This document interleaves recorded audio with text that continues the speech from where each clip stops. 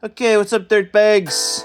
It's your dad, and it's been a minute, but I've been good, and I hope you've been good. I've flirtatiously set out I've flirtatiously made a Facebook Marketplace post for this absolute fucking disaster of an amp. This beautiful monstrosity, the silver striped Leviathan, the Peavey Roadmaster. This amp is mostly for masters of the road. This amp is certainly not for amateur pieces of shit. This amp is definitely not for cowards. It's not a good amp for cops at all, for sure. It's a 2-channel amp with independent EQs for each channel. Channels being clean and a lead respectively.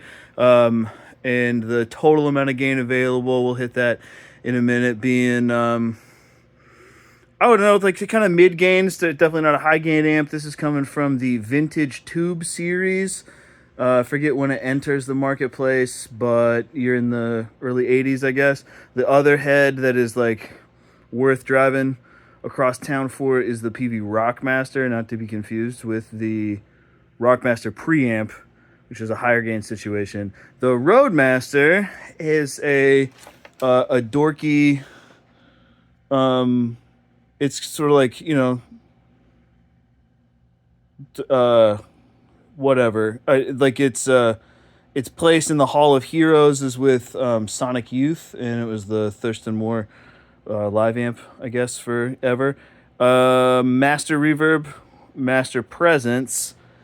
3 fucking handles, okay, guys? This cooling vent, factory. All right, it's not for amateurs, like I said. Triple handles because it is heavy. Heavy because good tone is heavy. 6L6s, 6. That's 3 6s in one. 6 L6s. Number of the beast. Foot switch. Who cares? A who cares effects loop, because effects loops are for who cares is.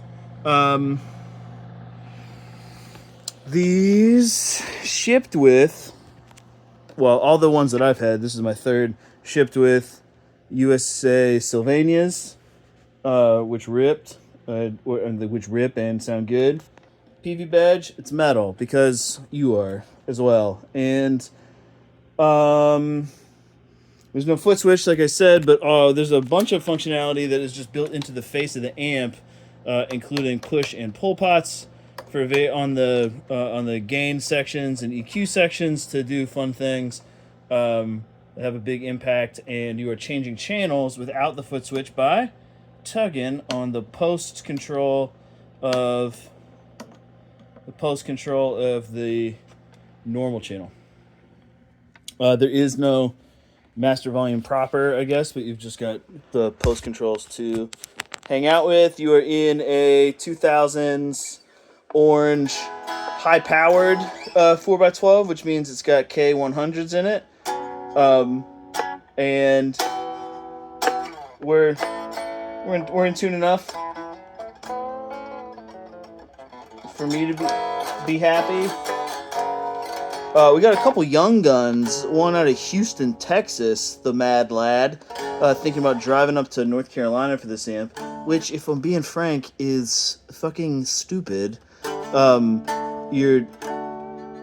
a great move if you have got friends and you want to go have a disaster week, doing disaster stuff with your disaster friends. That's all well and good, but just like fucking hang tight and wait for one to pop up in Texas, for Christ's sake. If you're me,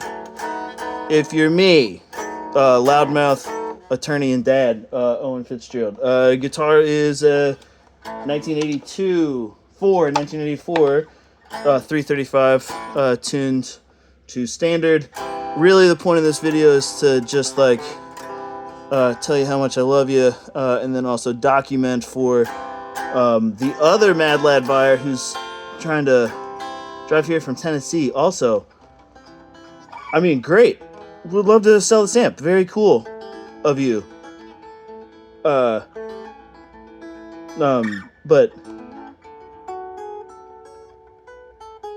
I don't know what my point is. I'm just really kind of being like an old man. Like, I mean, you know what? Actually, moral of the story: fuck me. You wanna? What am I trying to be, a fun ruiner?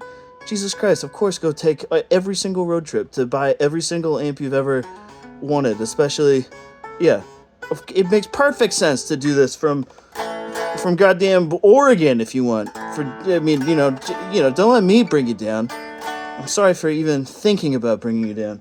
But this is really just the fellow from Tennessee. I might hand off to a third party, so I want to make sure that I got the amp on tape, working like it should.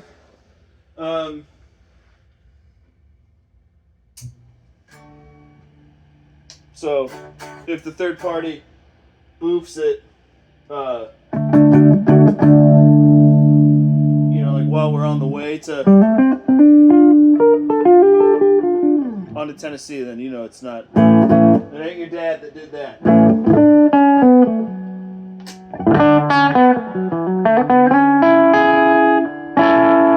You know what?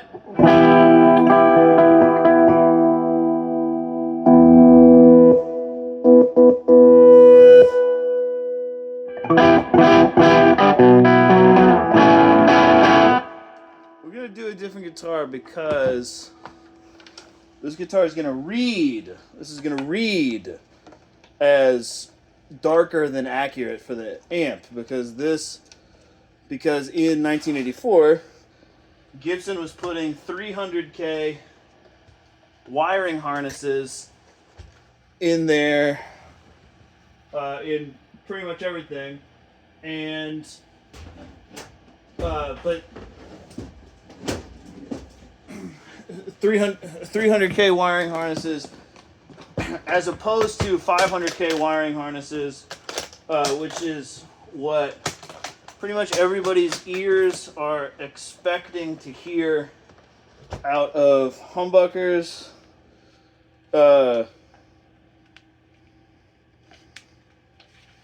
So that's what we're doing. This is a Les Paul custom from 2007.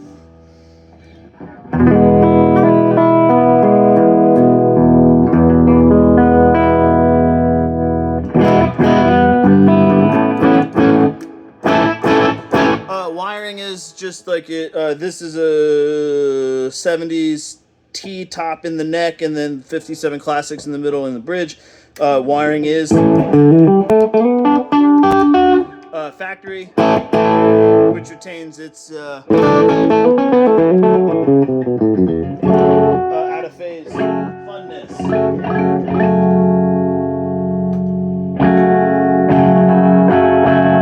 Not bright. Pre-gain all the way up on the normal. Post-gain at 5, right up the middle.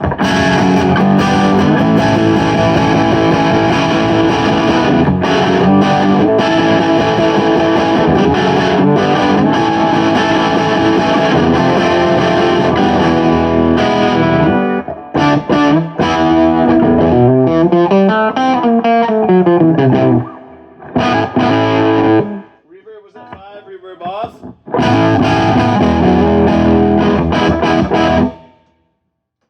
Bright was pulled. Now it's not. Now we're oh, I guess let me show you the cool stuff you can do. You know what? Come closer. Here, come on. Let's take a trip. Come on, you and me, bub. Come on, up, oopsie daisy, up, come on. Let's take a quick trip. Well, closer trip, at least. It's not even that much closer. Look, everybody's doing their best. This is exactly what a Tetrabar once. All right, look, we had the EQ everywhere. I like a little bit more cut, so let's goose it.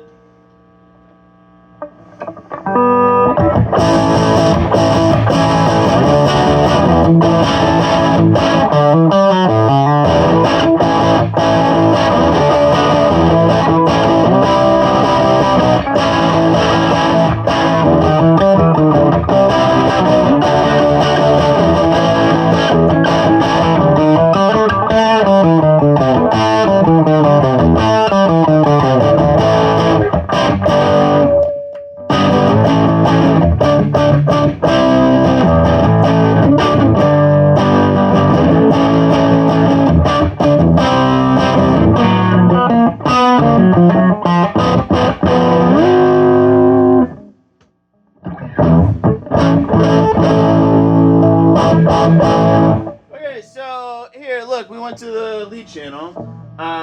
Pre, post, and then pump, which is, what is it doing the circuit-wise? You know, I don't know, go ask a scientist. But it is basically like a, acts as like a secondary preamp control. It's a gain gooser. It gooses your gain. It's a gain gooser. And so, in the post on the lead channel, as you can see, I advertised this amp is powerful enough to kill God, which it is absolutely. But the real sort of God-killing power of this amp is most ascertainable when you are on the lead channel. And right now I'm gonna hang out at smooth, and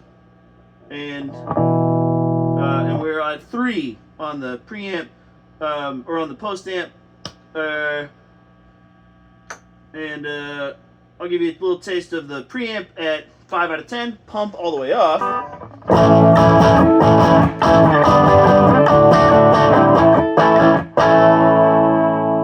Not super leady, right? Preamp cranked, pump off.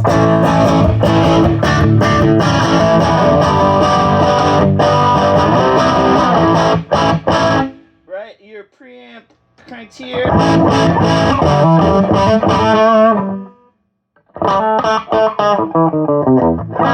I guess on my normal channel I kind of gave you more of like the crunchiest it could get on the normal channel. This is preamp right up the middle. You know, hair.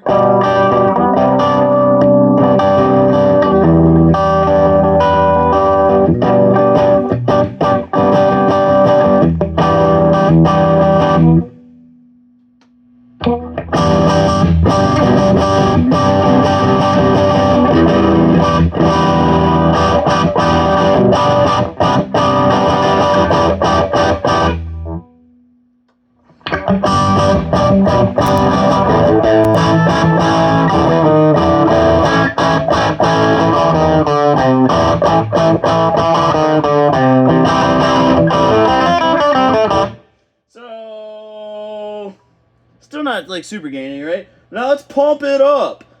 Pump. We're also gonna get a little bit more just breath out of it. We're at 5 on the post. Now pump is at 5, and pre is still cranked.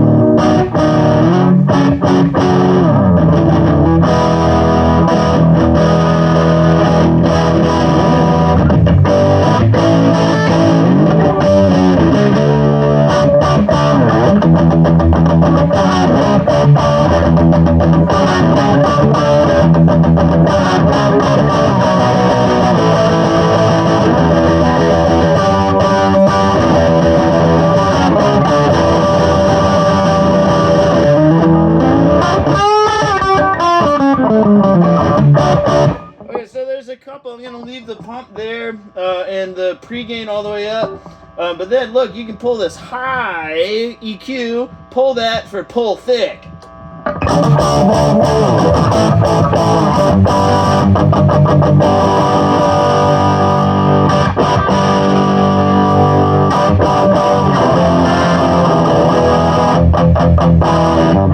It may not translate on camera. I'm guessing it is like maybe like a set like notch filter or something, but a little bit more of like a kick in the chest tone, and it scoots the EQ around in a way that feels like it has a gain impact. But now we're going on the post. You can pull it for smooth. It says pull smooth.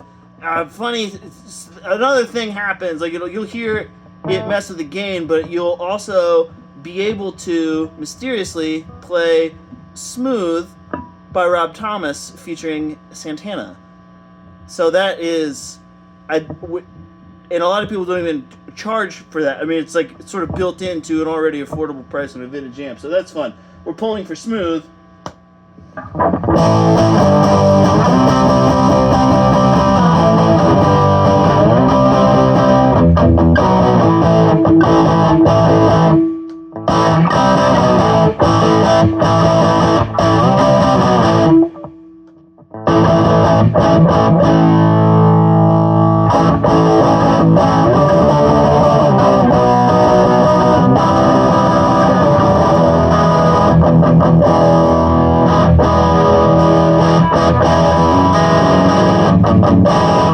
Right now, pump is all the way up. Pump is at 10. High gain input. Preamps at 10. We're pulling for bright because I like that. I also personally prefer it with not in smooth mode and not in thick mode. A little bit of reverb to be tasty.